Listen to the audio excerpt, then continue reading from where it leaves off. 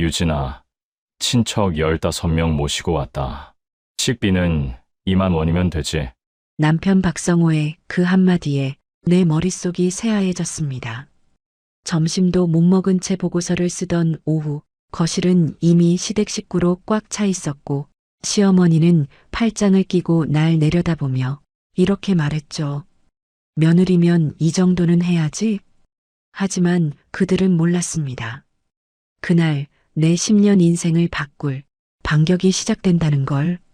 사연 시작 전 구독, 좋아요 버튼 눌러주세요. 오늘의 사연 지금 바로 시작합니다. 안녕하세요. 저는 올해 36살이 된 김유진이라고 합니다. 몇 시간 전 일이었습니다. 토요일 오후 2시쯤 저는 재택근무 중이었습니다. 회사 보고서 마감이 월요일이라 주말에도 노트북을 붙잡고 있었죠. 점심도 거르고 커피 한 잔으로 버티고 있었습니다. 그때였습니다. 현관문이 열리는 소리가 들렸습니다. 남편 박성호의 목소리였습니다. 여보, 나왔어. 손님 좀 모시고 왔는데. 손님? 토요일 오후에 갑자기 손님이라니. 저는 황급히 노트북을 덮고 거실로 나갔습니다. 그런데 제 눈앞에 펼쳐진 광경은 상상을 초월했습니다. 시어머니, 시아버지, 시누이 내외, 작은 시누이 가족, 시동생 부부, 그리고 처음 보는 친척들까지 대략 15명쯤 되는 사람들이 우리 집 거실을 가득 메우고 있었습니다. 어머님, 안녕하세요. 저는 황급히 인사를 했습니다. 시어머니는 소파에 당당히 앉아 저를 위아래로 훑어보더니 말했습니다. 유진아, 옷차림이 그게 뭐니? 손님 왔는데 좀 제대로 입지. 저는 그제야 제 차림을 내려다봤습니다. 낡은 집업 후드에 트레이닝 바지, 머리는 대충 묶은 상태였습니다. 재택근무 중이라 신경 쓰지 않았는데 갑자기 이렇게 많은 사람이 올 줄은 전혀 몰랐으니까요. 죄송합니다. 미리 연락 주셨으면. 제 말이 채 끝나기도 전에 시어머니가 손을 휘저었습니다. 연락? 우리가 아들 집에 오는데 무슨 연락이 필요해? 어서 점심이나 준비해. 점심? 지금 오후 2시인데 15명분의 점심을요? 저는 남편을 쳐다봤습니다. 남편은 눈을 피하며 주머니에서 지갑을 꺼냈습니다. 그리고 10,000원짜리 2장을 제 손에 쥐어줬습니다. 이 정도면 되지? 간단하게 해. 2만 원. 15명분의 점심을 2만 원으로 준비하라고? 저는 그 순간 귀를 의심했습니다. 여보, 이걸로는 도저히. 유진아, 며느리가 그렇게 인색하면 어떡해? 우리 때는 시댁 식구 20명, 30명도 알아서 차렸는데. 시어머니의 목소리가 날카로워졌습니다. 거실에 앉은 친척들이 모두 저를 쳐다봤습니다. 그 시선들이 마치 칼날처럼 제 몸을 파고드는 것 같았습니다. 저는 입술을 깨물었습니다. 10번을 참았습니다. 100번을 참았습니다. 결혼 10년 동안 늘 이런 식이었으니까요. 알겠습니다. 준비하겠습니다. 저는 부엌으로 들어갔습니다. 냉장고 문을 열었습니다. 김치 한 통, 달걀 6개, 우유 한 팩, 상추 몇 장.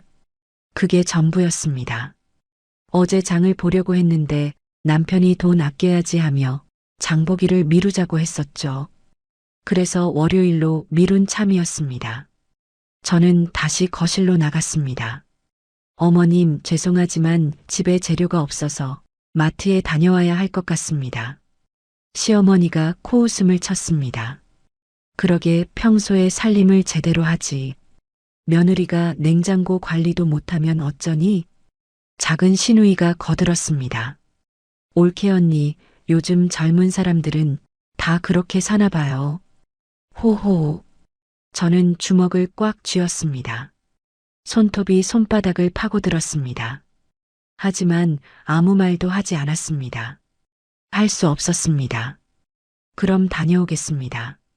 저는 현관으로 향했습니다. 그때 아들 재민이가 방에서 나왔습니다.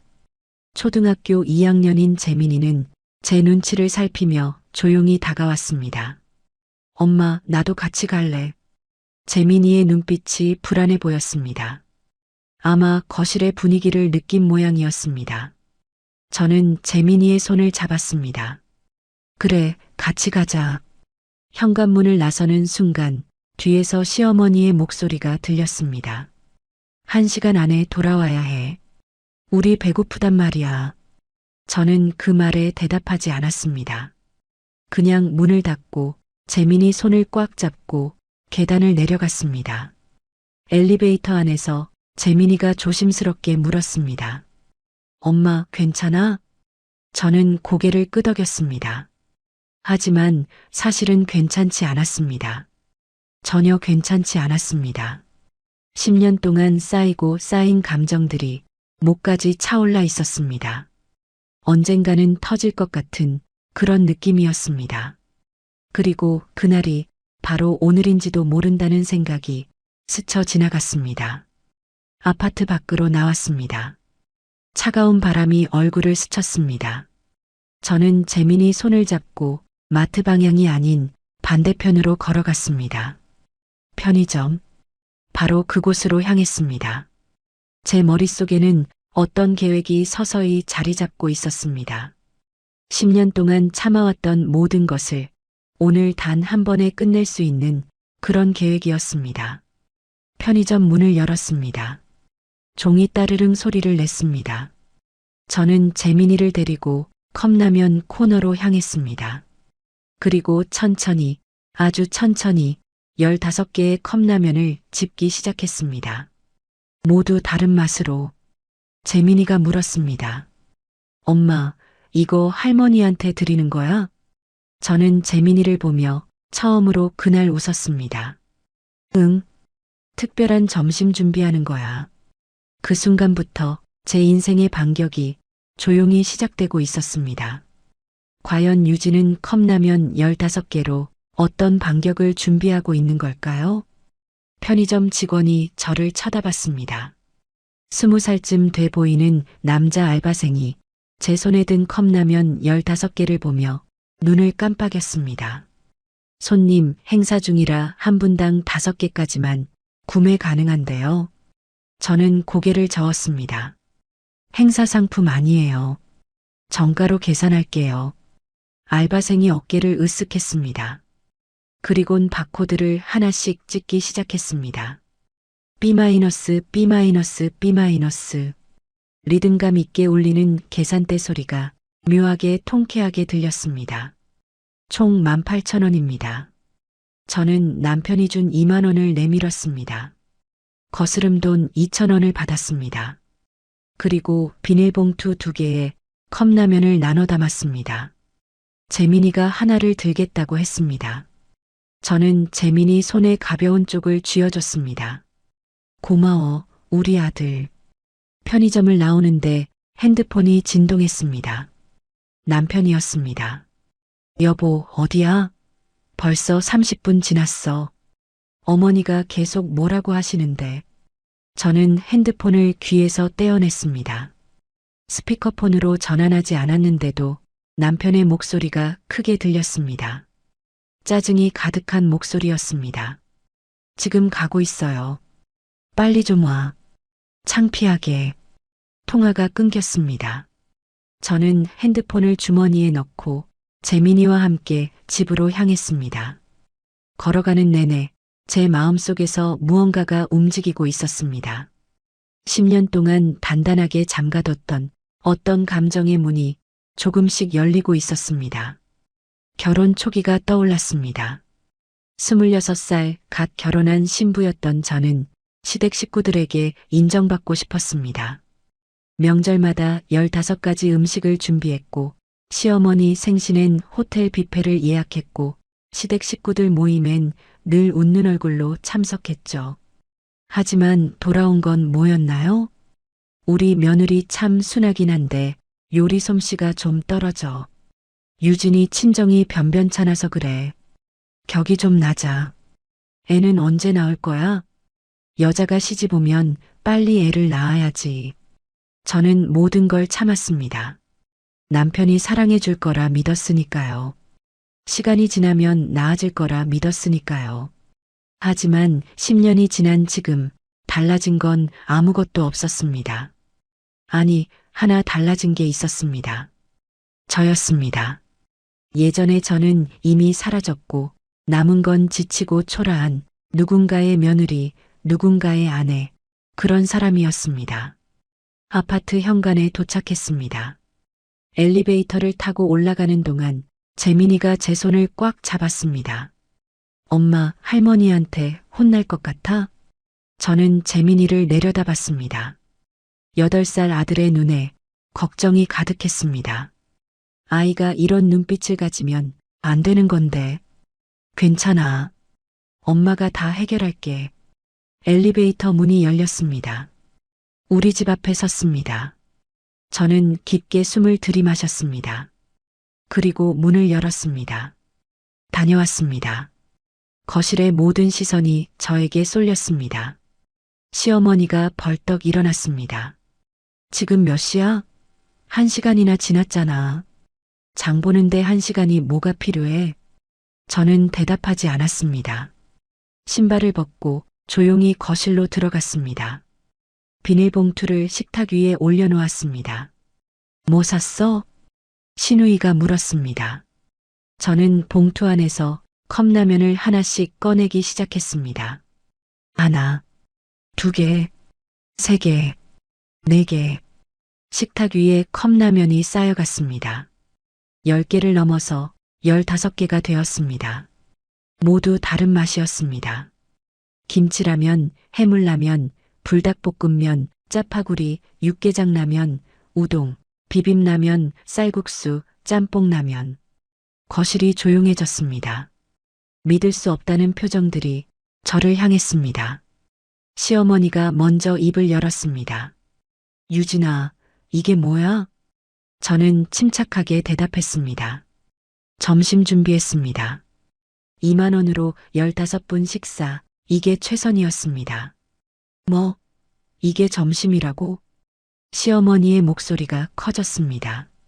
하지만 저는 흔들리지 않았습니다. 대신 하나씩 천천히 컵라면을 식탁 위에 정렬하기 시작했습니다. 마치 레스토랑의 코스 요리처럼 일렬로 늘어놓았습니다. 어머님 연세 생각해서 자극적이지 않은 순한 맛으로 골랐고요. 저는 첫 번째 컵라면을 가리켰습니다. 시아버님은 속이 약하시니까 우동으로 준비했습니다. 두 번째를 가리켰습니다. 큰 시누이는 매운 걸 좋아하시니까 불닭볶음면이요. 하나씩 설명을 이어갔습니다. 거실이 점점 더 조용해졌습니다. 작은 시누이가 황당하다는 듯 웃었습니다. 언니 진짜 미쳤나 봐. 시동생 아내가 핸드폰을 꺼냈습니다. 이거 찍어야겠다. SNS에 올리면 대박 날 것 같은데? 남편이 저에게 다가왔습니다. 낮은 목소리로 속삭였습니다. 유진아, 정신 차려. 지금 뭐 하는 거야? 저는 남편을 똑바로 쳐다봤습니다. 10년 만에 처음으로 남편의 눈을 피하지 않았습니다. 당신이 준 2만 원으로 최선을 다한 거예요. 이게 최선이라고? 우리 가족 망신시키는 게? 저는 고개를 저었습니다. 아니요. 현실이에요. 2만 원의 현실. 시어머니가 손으로 식탁을 탁 쳤습니다.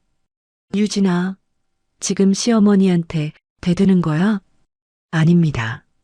저는 침착하게 대답했습니다. 단지 제가 할 수 있는 걸 했을 뿐입니다.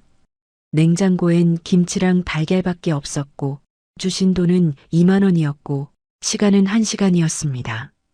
저는 컵라면 하나를 집어들었습니다. 드시겠습니까? 아니면 굶으시겠습니까? 그 순간 시아버지가 웃음을 터뜨렸습니다. 며느리 대단한데? 나는 먹겠네. 배고프니까. 시아버지가 우동 컵라면을 집어들었습니다. 그리고 전자레인지로 향했습니다.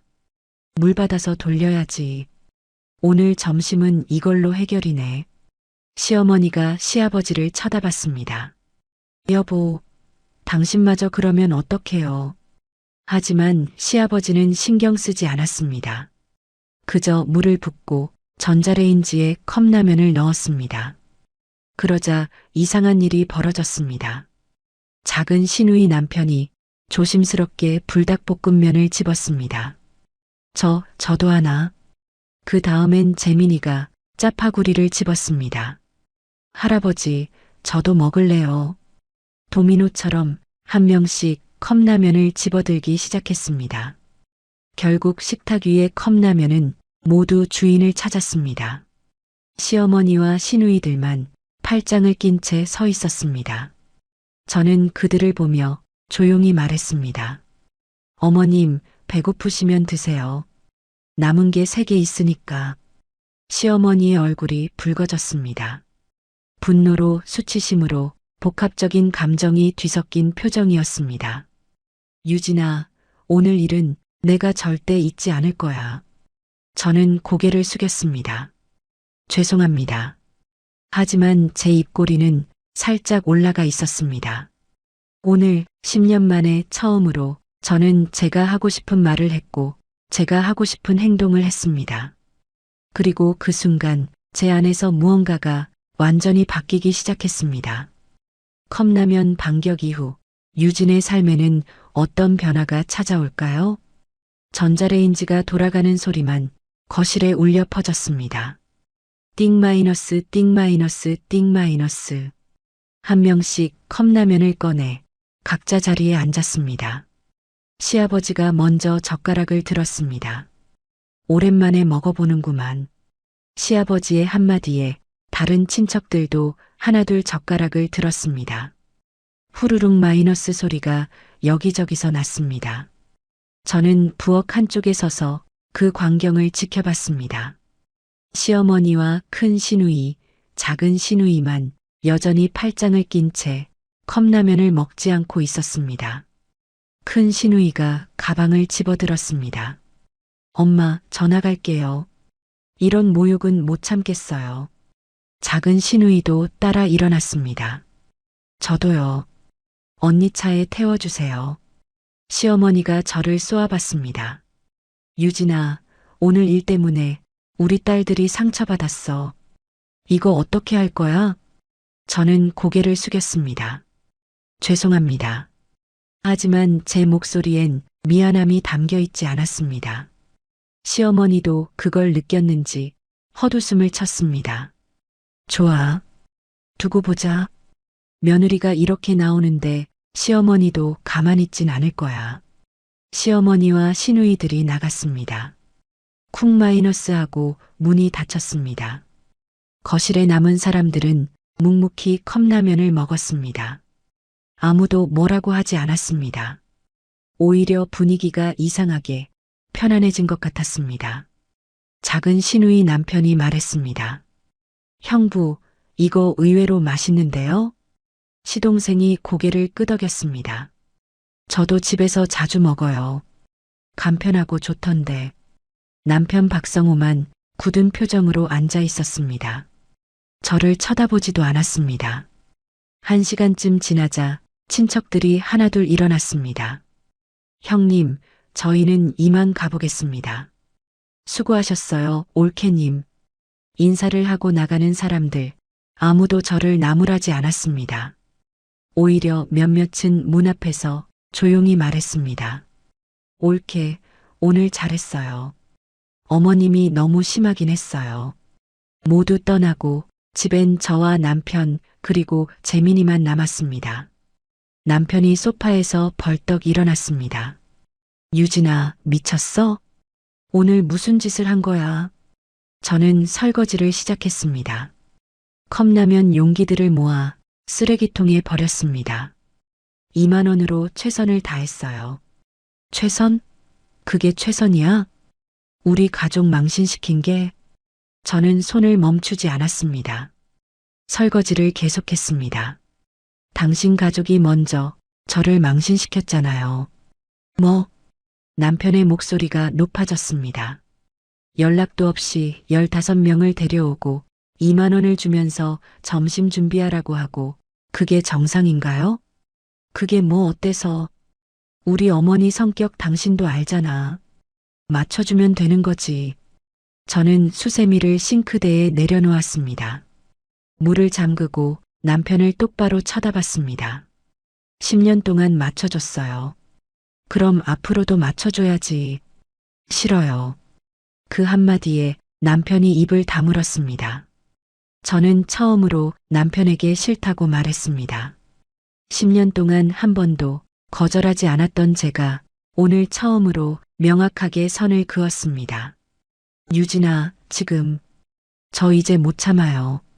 당신 엄마가 저한테 하는 말, 당신 가족들이 저 무시하는 것 더 이상 참을 수 없어요. 남편이 한 발짝 다가왔습니다. 그럼 어쩔 건데? 이혼할 거야? 저는 대답하지 않았습니다. 단지 남편을 바라봤습니다. 남편의 표정이 일그러졌습니다. 좋아. 그렇게 나올 거면 나도 가만히 있지 않을 거야. 남편이 방으로 들어갔습니다. 쿵 마이너스 문을 닫는 소리가 났습니다. 저는 거실에 혼자 남았습니다. 재민이는 자기 방에서 조용히 있었습니다. 저는 소파에 앉았습니다. 온몸에 힘이 빠지는 것 같았습니다. 하지만 동시에 뭔가 후련한 기분도 들었습니다. 10년 동안 꽁꽁 묶어뒀던 제 목소리를 냈으니까요. 그날 밤 남편은 저와 말을 섞지 않았습니다. 저도 남편에게 먼저 말을 걸지 않았습니다. 침묵의 전쟁이 시작된 것입니다. 다음 날 아침 남편은 출근하면서도 저를 쳐다보지 않았습니다. 그냥 현관문을 열고 나갔습니다. 저는 재민이 아침을 차려주고 학교에 보냈습니다. 엄마, 오늘은 괜찮아? 재민이가 걱정스럽게 물었습니다. 저는 재민이 머리를 쓰다듬었습니다. 응, 엄마 괜찮아. 학교 잘 다녀와. 재민이를 보내고 저는 집안을 정리하기 시작했습니다. 그때 핸드폰이 울렸습니다. 시어머니였습니다. 유진아, 나 어머니다. 네, 어머님. 오늘 저녁에 집에 올 거야. 성우랑 얘기 좀 해야겠어. 알겠습니다. 통화가 끊겼습니다. 저는 핸드폰을 내려다봤습니다. 또 시작이구나. 또 저를 굴복시키려고 오는구나. 하지만 이번엔 다를 겁니다. 저는 더 이상 예전의 유진이가 아니니까요. 저는 안방으로 들어갔습니다. 옷장 깊숙한 곳에서 낡은 가방 하나를 꺼냈습니다. 그 안에는 10년 동안 제가 몰래 모아둔 증거들이 가득했습니다. 시어머니가 저한테 한 말을 녹음한 파일들, 시댁 식구들이 저를 무시하는 문자 메시지들, 남편이 제 친정 땅을 담보로 몰래 대출받은 서류들, 재민이 저금통에서 돈을 가져간 통장 내역들. 저는 이 모든 걸 언젠가를 위해 모아뒀습니다. 그 언젠가가 바로 오늘인 것 같았습니다. 저는 서류들을 하나씩 펼쳐놓았습니다. 그리고 사진을 찍어 따로 파일로 저장했습니다. 만약 시어머니가 오늘 저녁에 저를 몰아세우려 한다면, 만약 남편이 저를 집에서 쫓아내려 한다면 저는 이 증거들을 꺼낼 것입니다. 그리고 말할 것입니다. 저도 준비된 게 있습니다. 오후가 되었습니다. 저는 저녁 준비를 시작했습니다. 이번엔 제대로 된 식사를 준비하기로 했습니다. 냉장고엔 재료가 없었지만 저는 마트에 가서 제 돈으로 장을 봤습니다. 된장찌개, 불고기, 시금치나물, 콩나물 무침, 김치. 5가지 반찬을 정성껏 만들었습니다. 저녁 6시 초인종이 울렸습니다. 시어머니와 남편이 함께 들어왔습니다. 어머님, 어서 오세요. 저는 예의를 갖춰 인사했습니다. 시어머니는 저를 한번 훑어보고 거실로 들어갔습니다. 유진아, 앉아. 저는 소파에 앉았습니다. 시어머니가 건너편에 앉았습니다. 남편은 시어머니 옆에 섰습니다. 어제 일 뭐라고 생각해? 시어머니가 물었습니다. 저는 고개를 숙였습니다. 죄송합니다. 죄송하다고? 그게 끝이야? 유진아, 너 지금 우리 가족을 우습게 보는 거지? 저는 고개를 들었습니다. 시어머니를 똑바로 봤습니다. 아닙니다. 단지 제가 할 수 있는 것만 했을 뿐입니다. 할 수 있는 거? 며느리가 시댁 식구들한테 컵라면을 대접하는 게 할 수 있는 거라고? 2만 원으로는 그게 최선이었습니다. 시어머니의 눈빛이 차갑게 식었습니다. 유진아, 너 정말 이 집에서 나가고 싶은 거야? 그 순간 저는 깨달았습니다. 이 대화는 저를 굴복시키려는 게 아니라 저를 내쫓으려는 거라는 걸. 그리고 그게 바로 제가 원하던 것일 수도 있다는 걸. 저는 천천히 입을 열었습니다. 어머님께서 그걸 원하신다면 그렇게 하겠습니다. 유진의 예상치 못한 대답에 시어머니와 남편은 어떻게 반응할까요? 시어머니의 눈이 커졌습니다. 남편도 믿을 수 없다는 표정으로 저를 쳐다봤습니다. 뭐라고? 시어머니가 다시 물었습니다. 저는 침착하게 대답했습니다. 나가라고 하시면 나가겠다고 했습니다. 유진아, 지금 정신이 있는 거야? 재민이는 어쩔 건데? 재민이는 제가 데리고 나가겠습니다. 남편이 벌떡 일어났습니다. 안 돼. 재민이는 우리 아들이야. 내 마음대로 못해. 저는 남편을 쳐다봤습니다. 10년 동안 사랑했던 남자, 10년 동안 믿었던 남자가 지금 제 앞에 서 있었습니다. 하지만 그 사람은 제가 알던 사람이 아니었습니다. 어쩌면 처음부터 제가 모르는 사람이었을지도 모릅니다. 재민이 저금통에서 돈 가져간 거 알아요. 저의 말에 남편의 얼굴이 굳었습니다. 작년 겨울부터 지금까지 총 6번 80만 원. 재민이가 모은 용돈을 당신이 가져갔잖아요. 시어머니가 끼어들었습니다. 그게 무슨 소리야? 저는 핸드폰을 꺼냈습니다. 미리 준비해둔 사진을 보여줬습니다. 재민이 저금통 사진, 그리고 통장 내역 사진이었습니다. 재민이가 할아버지 생신 선물 사려고 2년 동안 모은 돈이었어요. 그걸 당신이 가져가서 경마장에서 다 날렸죠. 남편의 얼굴이 새하얘졌습니다. 너 어떻게 해? 당신 경마장 출입 기록도 있어요. 날짜까지 다 맞아요. 저는 다음 사진을 넘겼습니다. 남편이 경마장 앞에서 찍힌 CCTV 캡처 사진이었습니다. 이것도 있어요. 제 친정 땅 담보로 제 동의 없이 대출받은 거. 1,500만 원. 시어머니가 남편을 쳐다봤습니다. 성우야, 이게 사실이야? 남편이 말을 더듬었습니다. 그건 사실입니다. 저는 서류를 하나 더 꺼냈습니다. 대출 서류였습니다. 제 도장을 위조해서 대출 받으셨죠. 이건 명백한 사기예요. 유진아, 그건 우리 가족을 위해서. 가족을 위해서? 저는 웃음이 나왔습니다. 쓰디쓴 웃음이었습니다. 가족을 위해서 경마를 하고, 가족을 위해서 아들 저금통을 털고, 가족을 위해서 아내 명의를 도용하고, 그게 가족을 위한 거예요? 남편이 한 발짝 다가왔습니다. 저는 물러서지 않았습니다. 당신 이혼하고 싶은 거야? 그래서 이러는 거야? 네. 저는 명확하게 대답했습니다. 이혼하고 싶어요. 시어머니가 소리쳤습니다. 안 돼. 우리 집안에 이혼한 사람은 없어. 절대 이혼 못해. 저는 시어머니를 봤습니다. 어머님께 허락받을 일이 아닙니다. 저와 당신 아들 사이의 일이에요. 이 버릇 없는 것이 누구한테 말대꾸야. 시어머니가 벌떡 일어났습니다. 손을 들어 저를 때리려고 했습니다. 하지만 저는 시어머니 손목을 정확하게 잡았습니다. 때리지 마세요. 뭐야? 저 10년 동안 어머님한테 맞으면서 살았어요. 귀싸대기, 밀치기, 꼬집기. 다 참았어요. 저는 시어머니 손목을 놓았습니다. 하지만 이제 안 참아요. 시어머니가 뒤로 물러섰습니다. 처음 보는 표정이었습니다.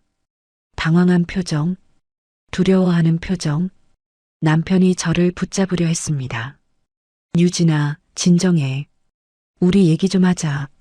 저는 남편 손을 뿌리쳤습니다. 얘기는 끝났어요. 내일 변호사 찾아갈 거예요. 유진아.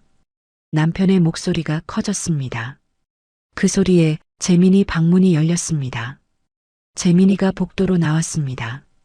눈이 빨갛게 충혈되어 있었습니다. 울고 있었던 것입니다. 엄마.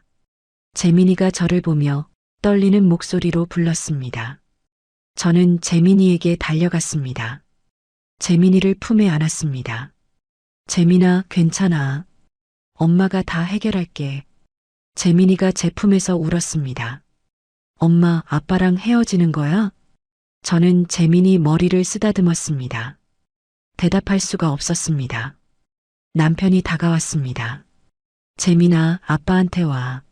하지만 재민이는 더 꽉 저를 껴안았습니다. 싫어. 아빠 나빠. 엄마 괴롭히잖아. 남편의 얼굴이 일그러졌습니다. 재민아, 그게 무슨 소리야? 내 돼지 저금통에서 돈 가져간 거 다 알아. 아빠가 가져갔잖아. 재민이의 말에 남편이 말문이 막혔습니다. 시어머니가 끼어들었습니다. 재민아, 그건 아빠가 급하게 필요해서. 할머니도 나빠. 엄마한테 맨날 소리 지르고 엄마 때리잖아. 재민이가 소리쳤습니다. 8살 아이가 그동안 얼마나 참아왔는지 그 목소리에 다 담겨 있었습니다. 저는 재민이를 안고 방으로 들어갔습니다. 문을 닫았습니다. 재민이를 침대에 앉혔습니다. 눈물을 닦아줬습니다. 재민아, 엄마가 미안해. 엄마 잘못 없어. 아빠랑 할머니가 잘못한 거야. 재민이가 고개를 저었습니다. 엄마, 우리 둘이서만 살면 안 돼? 그 말에 제 눈에서도 눈물이 흘렀습니다. 응, 우리 둘이 살자. 저는 재민이를 꼭 안았습니다. 그때 밖에서 시어머니와 남편의 목소리가 들렸습니다. 성호야, 어떻게든 막아야 해. 이혼하면 우리 집안 망신이야. 알아요, 엄마. 제가 알아서 할게요. 돈 문제는 어떻게 할 거야? 친정 땅 담보 잡힌 거 유진이가 신고하면 큰일 나. 그러니까 이혼 못하게 묶어놔야 된다니까요. 저는 그 대화를 듣고 핸드폰 녹음 버튼을 눌렀습니다. 이것도 증거입니다. 저를 협박하려는 증거. 1시간쯤 지나자 시어머니와 남편이 나갔습니다. 쿵 마이너스 문 닫는 소리가 크게 났습니다. 저는 재민이를 재우고 거실로 나왔습니다. 식탁 위에 제가 정성껏 차린 저녁이 그대로 식어 있었습니다. 아무도 먹지 않은 저녁. 저는 그 음식들을 보며 조용히 눈물을 흘렸습니다. 10년이었습니다. 10년 동안 저는 이 집안의 며느리로, 이 남자의 아내로 최선을 다해 살았습니다. 하지만 돌아온 건 무시와 모욕과 배신뿐이었습니다. 저는 음식을 치우기 시작했습니다. 하나씩 쓰레기통에 버렸습니다. 그리고 결심했습니다. 내일 아침 제일 먼저 변호사 사무실에 가겠다고, 이혼 상담을 받겠다고, 재민이와 새로운 삶을 시작하겠다고. 핸드폰이 울렸습니다. 모르는 번호였습니다. 받았습니다. 여보세요? 김유진 씨 맞으시죠? 저는 신한은행 대출팀입니다. 고객님 명의로 대출 연체가 되어서요. 네. 무슨 대출이요? 작년 5월에 신청하신 2천만 원 대출인데요. 석 달째 연체 중이십니다. 저는 머리가 멍해졌습니다. 제가 대출 받은 적 없는데요. 명의는 분명 고객님으로 되어 있습니다. 내일 본점으로 방문해 주시겠어요? 통화를 끊고 저는 그 자리에 주저앉았습니다. 1,500만 원도 모자라 2천만 원까지.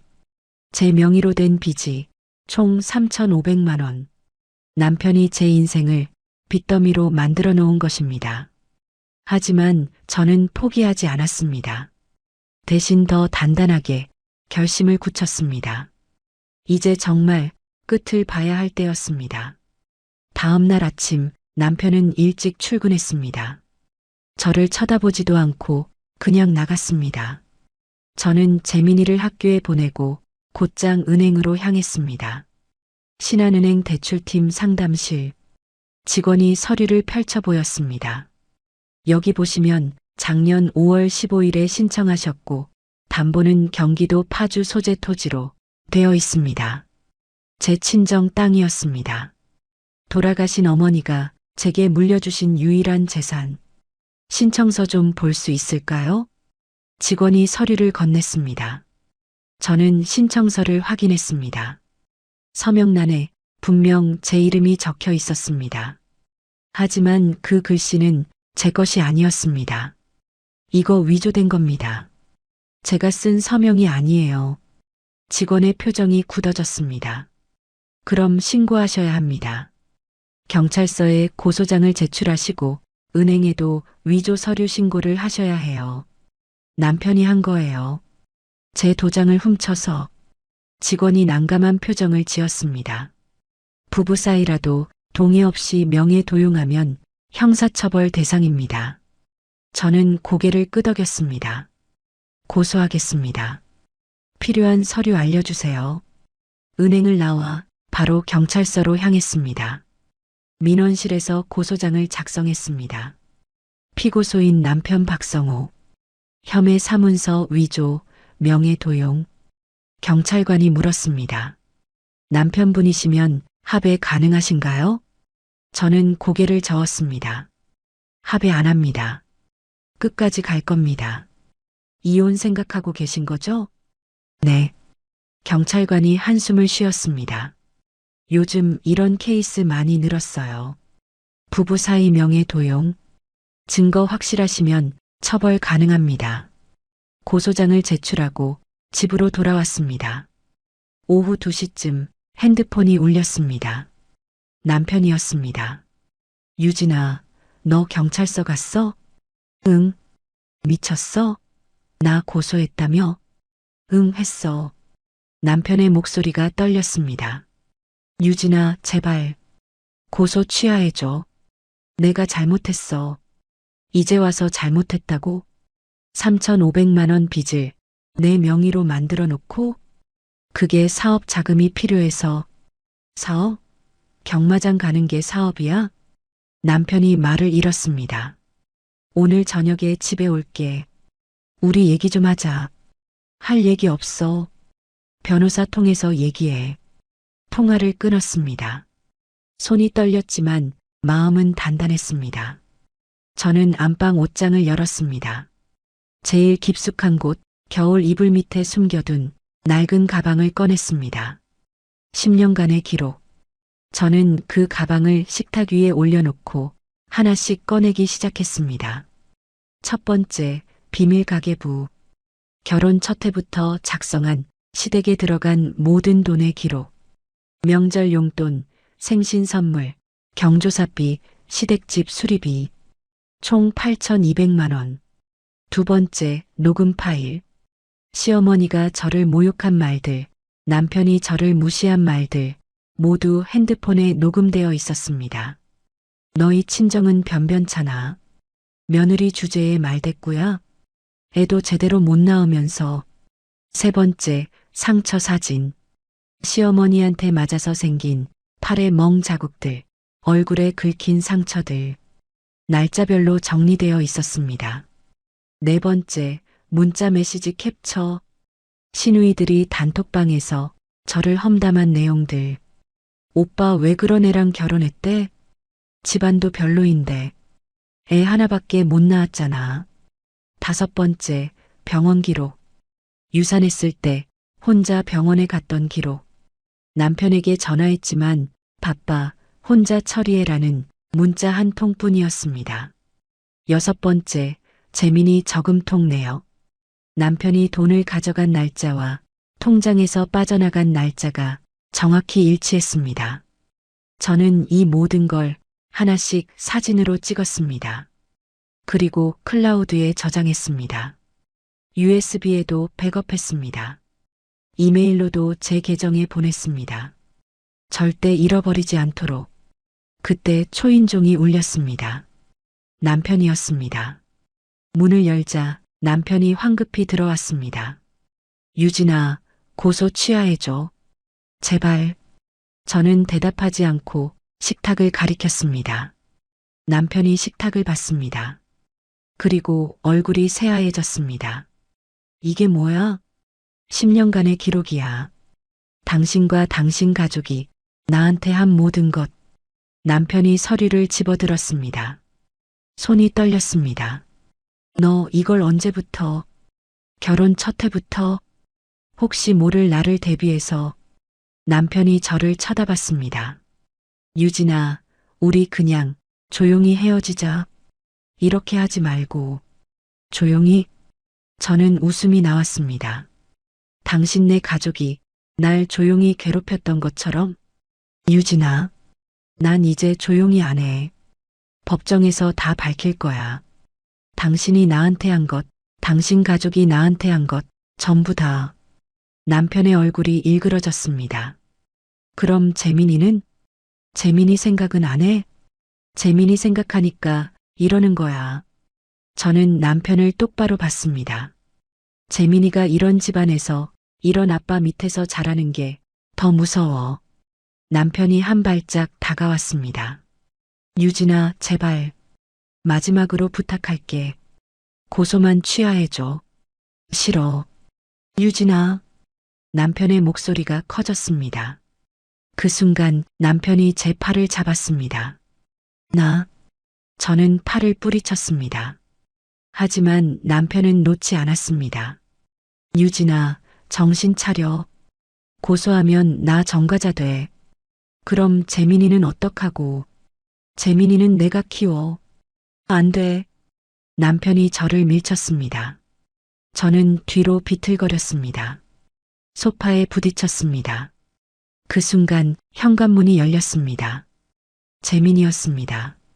학교에서 일찍 돌아온 재민이가 그 장면을 봤습니다. 아빠. 재민이가 소리쳤습니다. 엄마한테 왜 그래? 재민이가 달려와 저를 감쌌습니다. 남편이 당황한 표정으로 재민이를 봤습니다. 재민아, 이건. 아빠 나빠. 엄마 괴롭히지 마. 재민이가 울면서 소리쳤습니다. 저는 재민이를 안았습니다. 그리고 남편에게 말했습니다. 나가줘. 지금 당장. 남편이 입술을 깨물었습니다. 하지만 결국 현관문을 열고 나갔습니다. 쿵 마이너스 문이 닫혔습니다. 저는 재민이를 꼭 안았습니다. 재민이도 저를 꼭 안았습니다. 엄마, 괜찮아? 응, 엄마 괜찮아. 하지만 사실 괜찮지 않았습니다. 몸은 떨렸고 마음은 무너질 것 같았습니다. 그래도 저는 재민이 앞에서 울지 않았습니다. 대신 더 단단하게 결심을 다졌습니다. 이제 정말 끝장을 볼 때였습니다.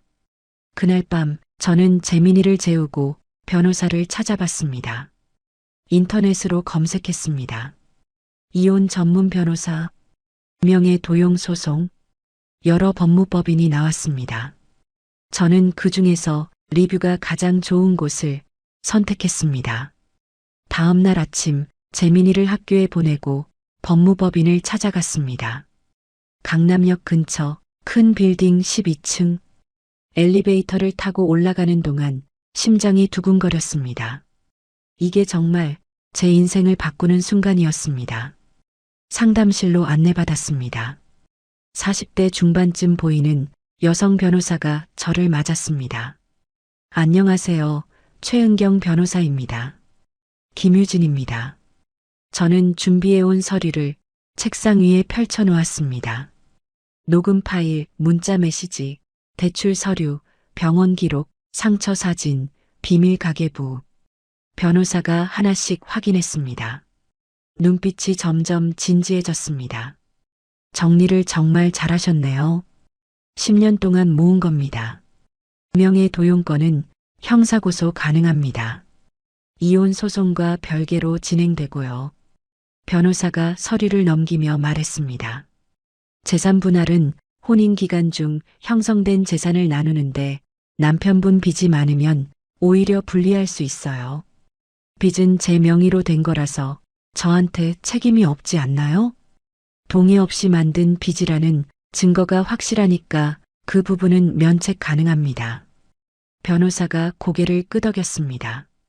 위자료는 배우자의 유책 사유가 있으면 청구 가능해요. 폭행, 모욕, 명예도용 이 정도면 충분합니다. 얼마나 받을 수 있을까요? 케이스마다 다르지만 이 정도 증거면 최소 3천만 원은 가능합니다. 저는 숨을 깊이 들이마셨습니다. 그리고 친권은 어머니께 유리합니다. 특히 아버지 쪽에 폭력 기록이 있으니까요. 변호사가 재민이 이야기를 꺼냈습니다. 아드님 의견도 중요한데 나중에 조사 과정에서 누구랑 살고 싶은지 물어볼 겁니다. 재민이는 저랑 살겠다고 했어요. 그럼 더 유리하죠. 상담이 끝나고 저는 정식으로 의뢰를 맡겼습니다. 착수금 200만 원. 제 예금에서 마지막 남은 돈을 꺼내 계좌이체했습니다. 법무법인을 나오는 길 핸드폰이 울렸습니다. 시어머니였습니다. 유진아, 나다. 네, 어머님. 오늘 저녁에 우리 집으로 와. 가족회의 할 거야. 성우 일 때문에 다들 모이기로 했어. 너도 와야지. 저는 잠시 망설였습니다. 그리고 대답했습니다. 알겠습니다. 어차피 한 번은 마주쳐야 할 자리였습니다. 저녁 6시 시댁집 앞에 도착했습니다. 재민이는 친구 엄마께 부탁하고 혼자 왔습니다. 초인종을 눌렀습니다. 문이 열렸습니다. 거실엔 이미 시댁 식구들이 모여 있었습니다. 시어머니, 시아버지, 큰 시누이, 작은 시누이, 시동생 부부, 그리고 남편. 모두가 저를 쳐다봤습니다. 무거운 침묵이 흘렀습니다. 앉아. 시어머니가 말했습니다. 저는 소파 끝에 앉았습니다. 시어머니가 입을 열었습니다. 유진아, 내가 성우를 고소했다며? 네. 왜? 명예도용했으니까요. 큰 시누이가 끼어들었습니다. 언니, 그래도 부부잖아요. 고소까지 할 일이에요? 부부라고 범죄가 용서되나요? 제 말에 큰 시누이가 말문이 막혔습니다. 시아버지가 한숨을 쉬었습니다. 유진이 말도 맞긴 한데 그래도 가족인데 이렇게까지 해야 하나? 저한테 가족이 뭘 해줬는데요? 저는 시댁 식구들을 돌아봤습니다. 10년 동안 제가 이 집안에 얼마나 썼는지 아세요? 8,200만 원이에요. 모두가 놀란 표정을 지었습니다. 명절마다, 생신마다, 경조사마다, 집 수리할 때마다 제 월급에서 다 냈어요. 저는 가방에서 가계부를 꺼냈습니다. 여기 다 기록되어 있어요. 날짜, 금액, 용도까지. 시어머니의 얼굴이 굳었습니다. 그리고 그동안 어머님한테 맞은 것도 다 기록했어요. 사진도 있고 녹음도 있어요. 작은 시누이가 황당하다는 듯 웃었습니다. 언니, 진짜 무섭다. 그런 걸 다 모아뒀어? 네, 모아뒀어요. 이런 날을 대비해서 저는 침착하게 대답했습니다. 남편이 벌떡 일어났습니다. 유진아, 그만해. 가족들 앞에서 그게 뭐야? 왜요? 진실이 불편해요? 남편이 제게 다가왔습니다. 지금 당장 고소 취하하고 집에 가자. 싫어요. 유진아. 남편이 제 팔을 잡으려 했습니다. 저는 재빨리 피했습니다. 저한테 손대지 마세요.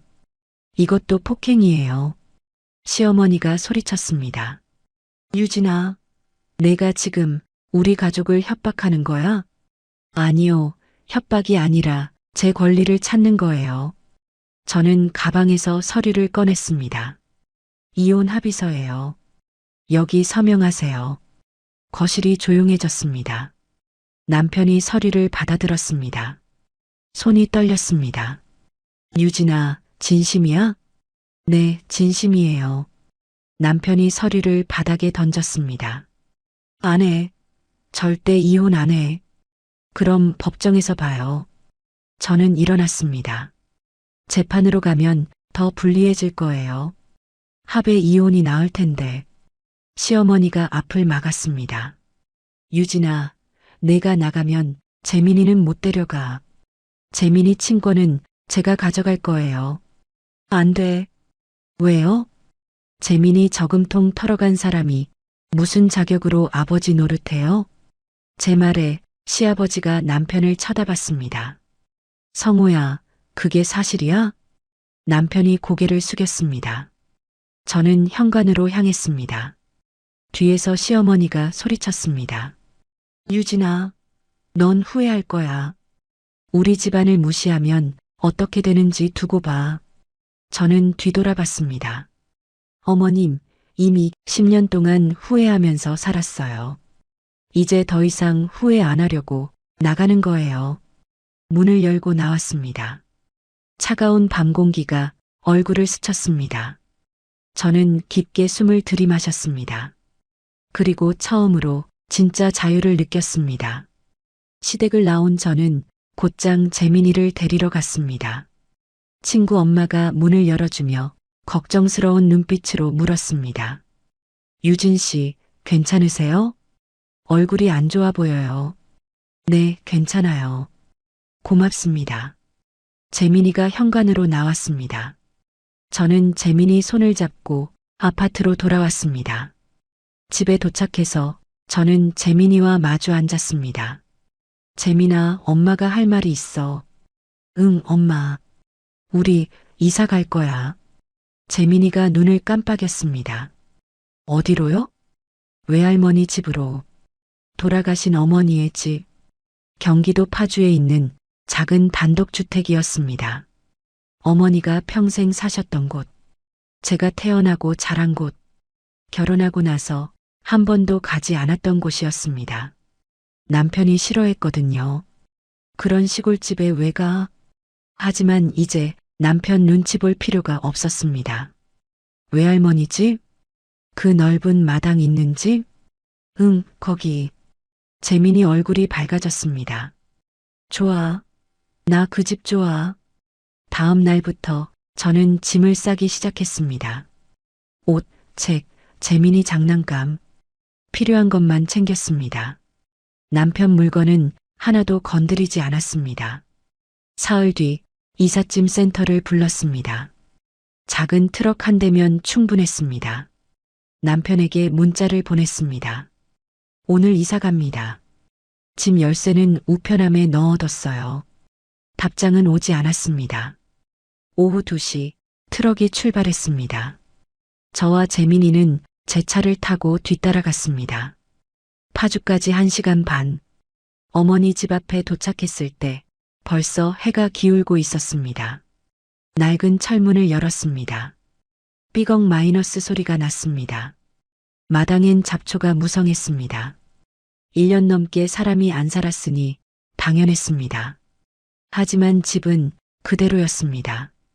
어머니가 심으신 감나무, 어머니가 가꾸시던 장독대, 어머니 냄새가 남아있는 듯한 따뜻한 현관. 재민이가 마당을 뛰어다녔습니다. 엄마, 여기 개미집 있어. 저는 웃으며 집 안으로 들어갔습니다.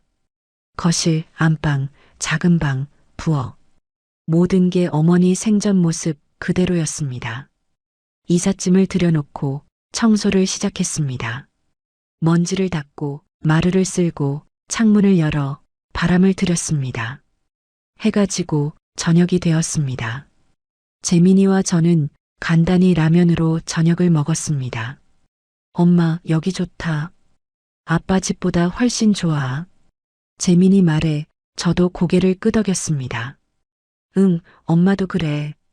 그날 밤 재민이를 재우고 저는 어머니 방을 정리하기 시작했습니다. 옷장을 열었습니다. 어머니 옷들이 가지런히 걸려 있었습니다. 하나씩 꺼내 정리했습니다. 그때였습니다. 옷장 맨 안쪽에서 낡은 나무 상자가 나왔습니다. 열어봤습니다. 안에는 오래된 공책 한 권과 봉투 하나가 들어 있었습니다. 공책을 펼쳤습니다. 어머니 필체였습니다. 유진이에게 제목부터 눈물이 났습니다. 페이지를 넘겼습니다. 내 딸 유진아, 이 글을 읽고 있다면 엄마는 이미 곁에 없겠구나. 엄마가 너한테 해주지 못한 말이 많아. 결혼할 때 걱정이 많았단다. 시댁이 너무 까다로워 보여서. 하지만 내가 좋아하는 사람이니까 엄마는 응원했지. 혹시 힘들면 언제든 이 집으로 돌아오렴. 여기는 내 집이야. 내가 태어난 곳이고 엄마가 너를 위해 지킨 곳이란다. 다음 페이지에는 한과 만드는 법이 적혀 있었습니다. 엄마가 제일 잘 만들던 약과 레시피야. 엄마 어릴 때 할머니한테 배운 거란다. 정직한 재료로 정성껏 만들면 세상에서 제일 맛있는 약과가 된단다. 언젠가 내가 새로운 길을 찾아야 할 때 이 레시피가 도움이 되길 바란다. 레시피가 상세하게 적혀 있었습니다. 재료 비율, 반죽 방법, 튀기는 온도, 조청 만드는 법. 저는 공책을 가슴에 안았습니다. 눈물이 멈추지 않았습니다. 어머니는 제가 돌아올 줄 알고 계셨던 겁니다. 봉투를 열었습니다. 안에는 통장이 들어 있었습니다. 제 이름으로 된 통장. 잔액란을 봤습니다.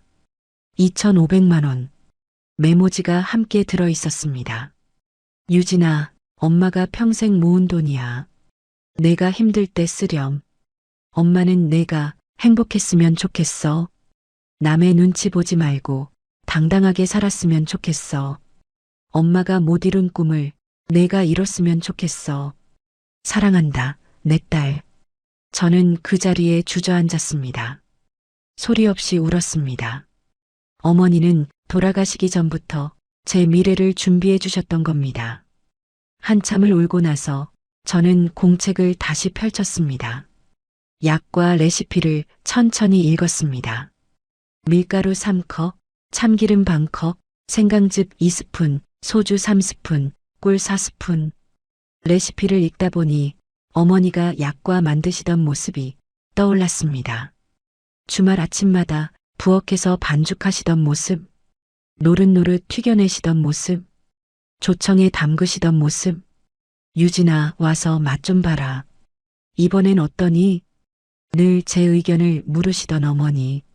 저는 공책을 덮었습니다. 그리고 결심했습니다.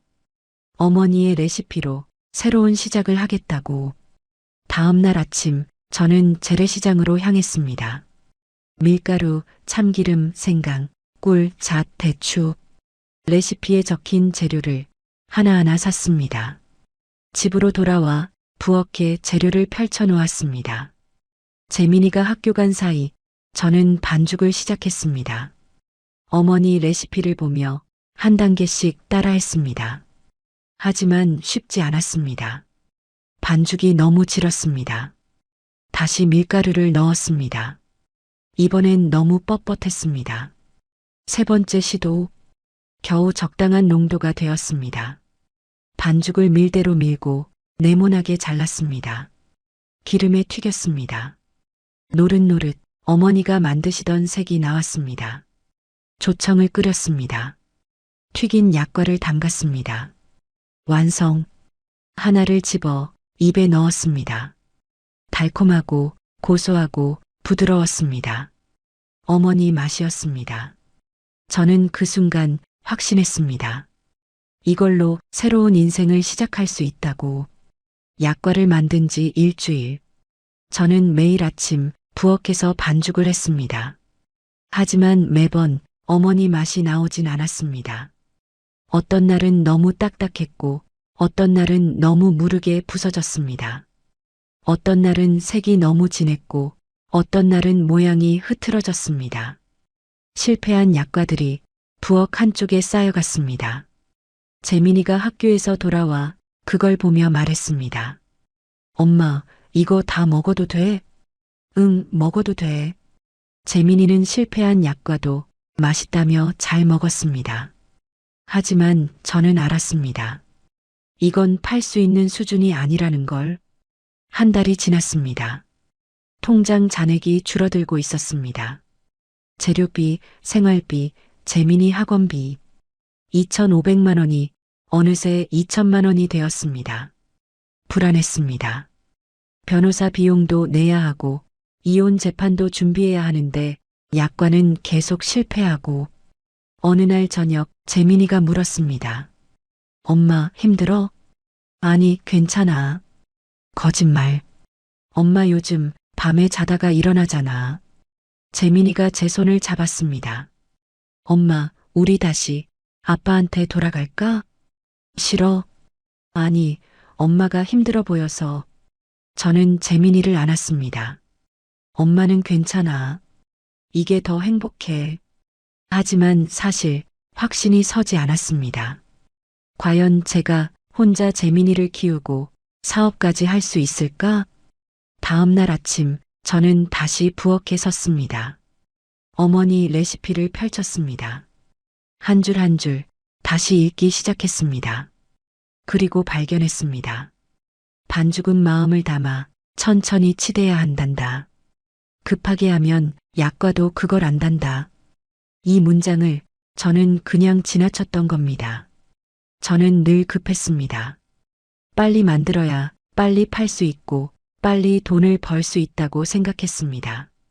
하지만 어머니는 그게 아니라고 하셨습니다. 천천히, 마음을 담아.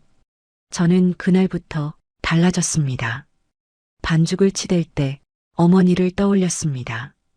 재민이를 떠올렸습니다. 새로운 시작을 꿈꾸는 제 자신을 떠올렸습니다. 30분이 넘게 반죽을 치댔습니다. 손이 아팠습니다. 하지만 멈추지 않았습니다. 반죽이 점점 부드러워졌습니다. 윤기가 흘렀습니다. 이제다 싶어서 밀대로 밀었습니다. 두께가 일정했습니다. 칼로 잘랐습니다. 네모난 모양이 깔끔하게 나왔습니다. 기름에 넣었습니다. 지글지글 소리를 내며 노릇노릇 익어갔습니다. 건져서 조청에 담갔습니다. 하나를 집었습니다. 한 입 베어 물었습니다. 그 순간 눈물이 났습니다. 이거였습니다.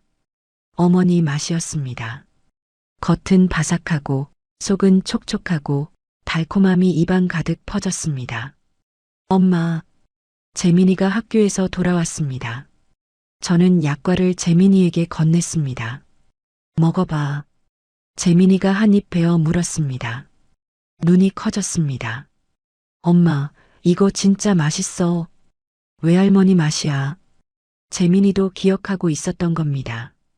어릴 적 외할머니가 만들어주시던 약과 맛을. 저는 그날부터 본격적으로 약과를 만들기 시작했습니다. 매일 아침 5시에 일어나 부엌에 섰습니다. 반죽하고 밀고 자르고 튀기고 조청에 담갔습니다. 한 번에 100개씩 만들었습니다. 그리고 고민했습니다. 이걸 어디에 팔지? 인터넷을 검색했습니다. 수제항과 판매, 플리마켓 신청 방법, 파주 지역 플리마켓 정보가 나왔습니다. 매주 토요일 파주 출판단지에서 열린다고 했습니다. 신청했습니다. 부스 비용 5만 원. 토요일 아침 저는 재민이와 함께 약과를 담아 플리마켓으로 향했습니다. 작은 테이블 하나를 배정받았습니다. 손으로 쓴 간판을 세웠습니다. 어머니의 맛 전통 수제 약과. 가격표도 만들었습니다. 10개 1만 원. 사람들이 지나갔습니다. 하지만 아무도 제 부스에 멈추지 않았습니다. 1시간이 지났습니다. 2시간이 지났습니다. 여전히 아무도 사지 않았습니다. 재민이가 지루한 듯 의자에 앉아 있었습니다. 엄마, 왜 아무도 안 사? 조금만 기다려보자. 하지만 오후 3시가 되어도 한 개도 팔리지 않았습니다. 저는 낙담했습니다. 혹시 맛이 없나? 가격이 비싼가? 포장이 별로인가? 그때였습니다. 한 아이가 제 부스 앞에 멈춰 섰습니다. 초등학교 저학년쯤 되어 보이는 여자아이였습니다. 엄마, 저거 뭐야? 아이 엄마가 다가왔습니다. 약과네. 먹어볼래? 응. 아이 엄마가 물었습니다. 시식 가능한가요? 네, 드셔보세요. 저는 약과 한 개를 작은 접시에 담아 건넸습니다. 아이가 한 입 베어 물었습니다. 눈이 반짝였습니다.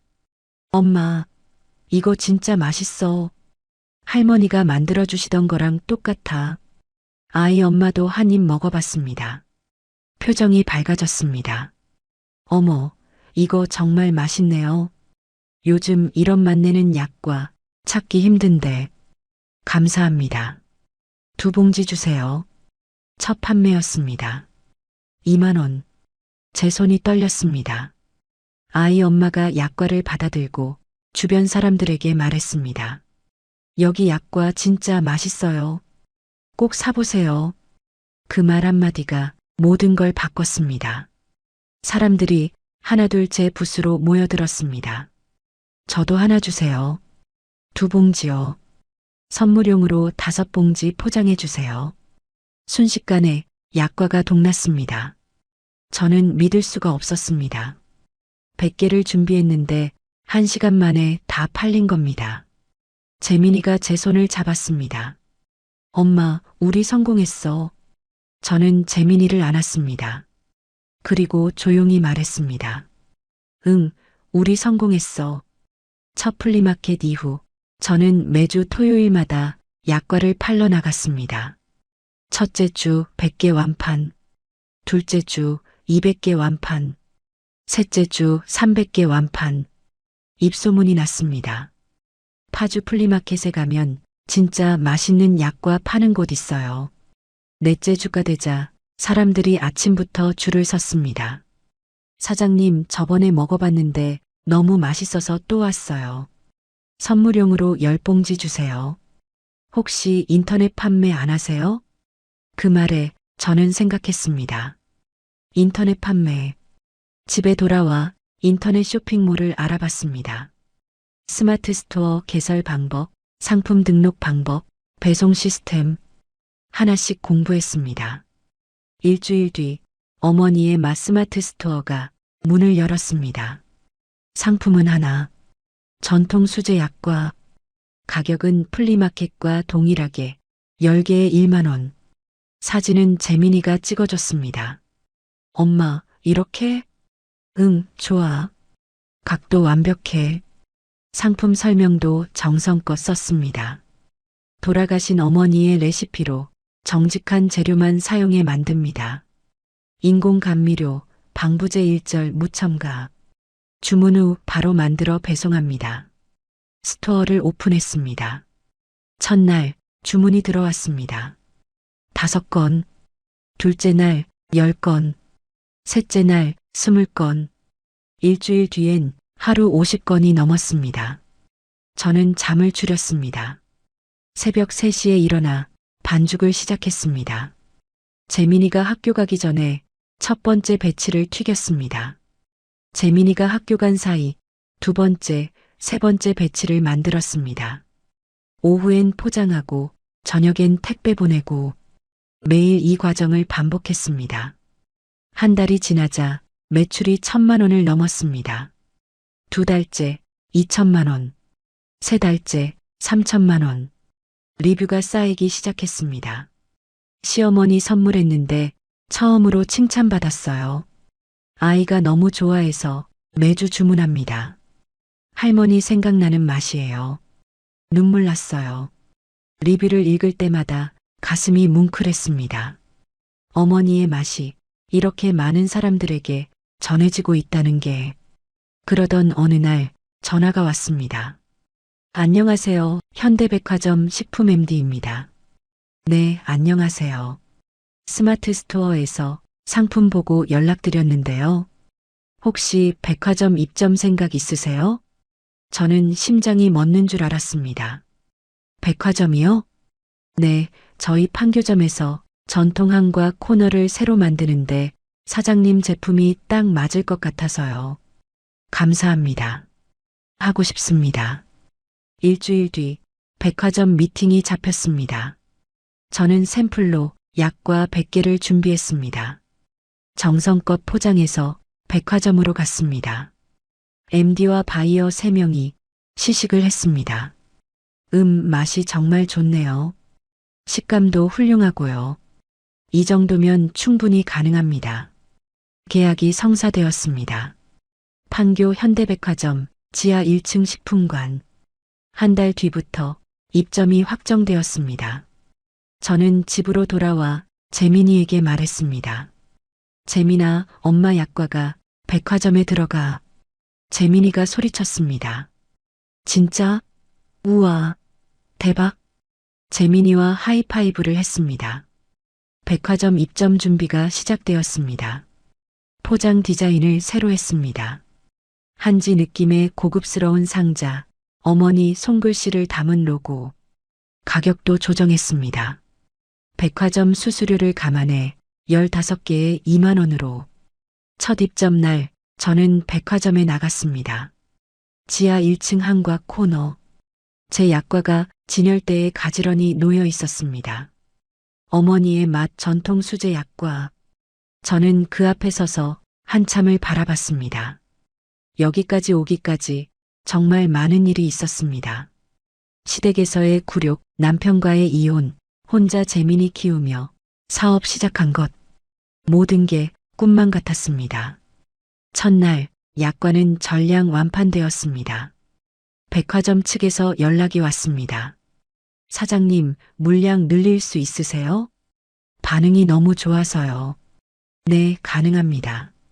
저는 더 이상 혼자 감당할 수 없다는 걸 알았습니다. 도움이 필요했습니다. 동네 이웃 아주머니 2분께 일을 부탁했습니다. 제가 레시피 가르쳐 드릴게요. 같이 만들어요.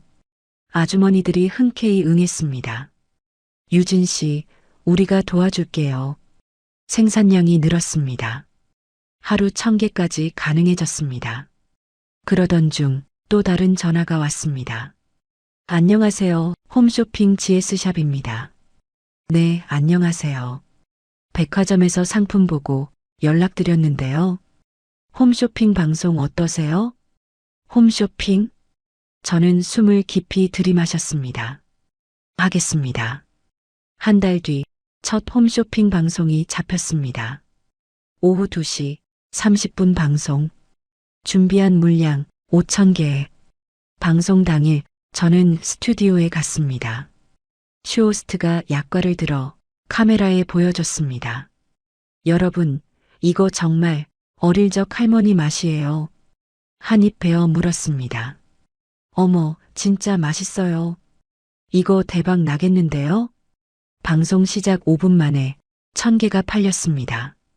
10분 만에 3000개, 20분 만에 완판, 추가 물량 2000개도 방송 끝나기 전에 모두 팔렸습니다.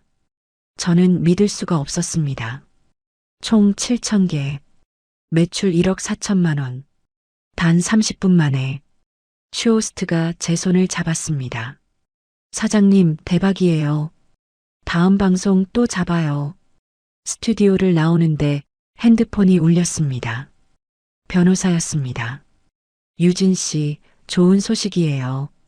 재판 날짜 잡혔고요. 상대 측에서 합의 제안했어요. 합의요? 네, 위자료 5천만 원에 친권은 유진 씨한테. 재산 분할 없이 깔끔하게 정리하자고요. 저는 잠시 생각했습니다. 좋아요. 합의하겠습니다. 현명한 선택이세요. 통화를 끊고 저는 하늘을 올려다봤습니다. 10년의 결혼이 이렇게 끝나는구나. 슬프지 않았습니다. 오히려 후련했습니다.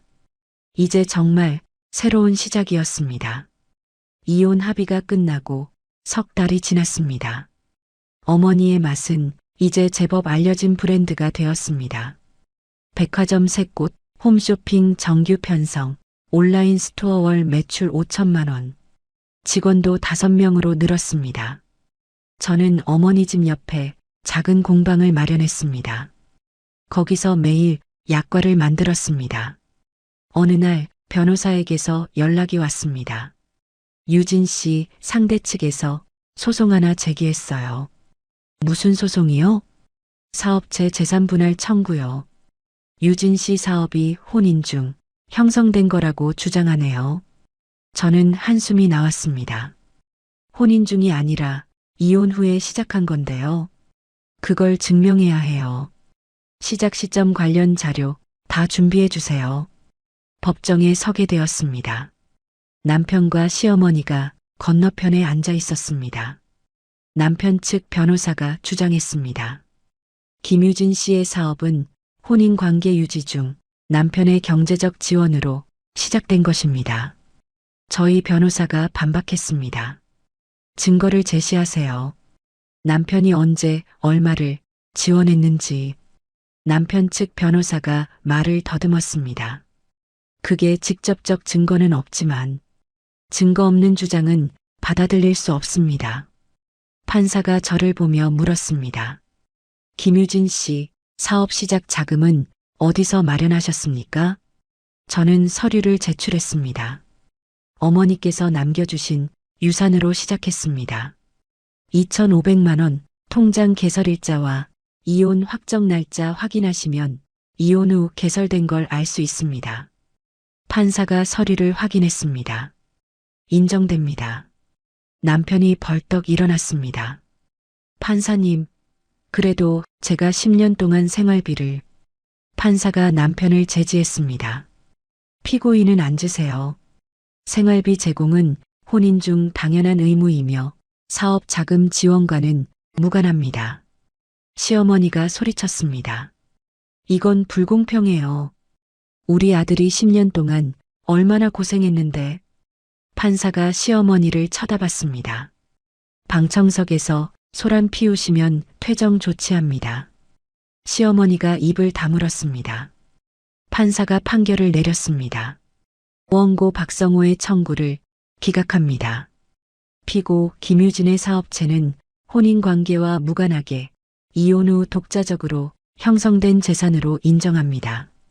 법정을 나오는데 남편이 저를 불렀습니다. 유진아. 저는 멈춰섰습니다. 너 정말 잘됐다. 축하해. 남편의 목소리가 조용했습니다. 고마워. 미안해. 진심으로. 저는 남편을 봤습니다. 10년을 함께 산 사람. 하지만 이제 남이 된 사람. 나도 미안해. 우리 서로한테 좋은 사람 아니었던 것 같아. 남편이 고개를 끄덕였습니다. 재민이 잘 부탁해. 당연하지. 그게 마지막 대화였습니다. 법원을 나와 저는 재민이가 있는 학교로 향했습니다. 운동장에서 재민이가 친구들과 축구를 하고 있었습니다. 웃으며 뛰어다니는 재민이의 모습, 예전엔 볼 수 없던 밝은 표정이었습니다. 저는 운동장 벤치에 앉아 재민이를 지켜봤습니다. 핸드폰이 울렸습니다. MD로부터 온 메시지였습니다. 사장님, 롯데백화점에서도 입점 문의 왔어요. 저는 미소 지었습니다. 수업이 끝나고 재민이가 달려왔습니다. 엄마, 오늘 왜 왔어? 그냥 보고 싶어서. 재민이가 제 손을 잡았습니다. 엄마, 배고파? 뭐 먹으러 갈까? 재민이 먹고 싶은 거. 떡볶이. 둘이서 동네 분식집으로 갔습니다. 떡볶이를 먹으며 재민이가 물었습니다. 엄마, 우리 계속 지금처럼 살 거지? 응, 왜? 좋아서. 엄마랑 둘이 사는 게 제일 좋아. 저는 재민이 머리를 쓰다듬었습니다. 엄마도 그래. 저녁을 먹고 집으로 돌아왔습니다. 어머니 집, 이제는 저희 집. 마당의 감나무에 감이 주렁주렁 열려 있었습니다. 재민아, 감 따자. 응. 둘이서 사다리를 놓고 감을 땄습니다. 빨갛게 익은 감들. 재민이가 하나를 따서 제게 건넸습니다. 엄마 먹어봐. 한 입 베어 물었습니다. 달콤했습니다. 그날 밤 재민이를 재우고 저는 어머니 공책을 꺼냈습니다. 마지막 페이지를 펼쳤습니다. 거기엔 이렇게 적혀 있었습니다. 유진아, 내가 이 글을 읽을 때쯤이면 아마 많은 일을 겪었겠구나. 힘들었을 거야. 외로웠을 거야. 하지만 넌 이겨냈을 거야. 엄마가 아는 내 딸은 강한 아이니까. 엄마가 내게 바라는 건 단 하나야. 행복하게 사는 것. 남의 눈치 보지 말고 당당하게 내가 원하는 삶을 살아라. 그게 엄마가 내게 바라는 전부란다. 사랑한다, 내 딸. 저는 공책을 덮었습니다. 눈물이 흘렀습니다. 하지만 슬픈 눈물이 아니었습니다. 감사한 눈물이었습니다. 어머니, 저 해냈어요. 제가 원하는 삶을 살고 있어요. 재민이랑 행복하게 살고 있어요. 저는 창문을 열었습니다. 밤바람이 들어왔습니다. 별이 총총한 하늘. 어머니도 저 별 중 하나에서 저를 보고 계실까요?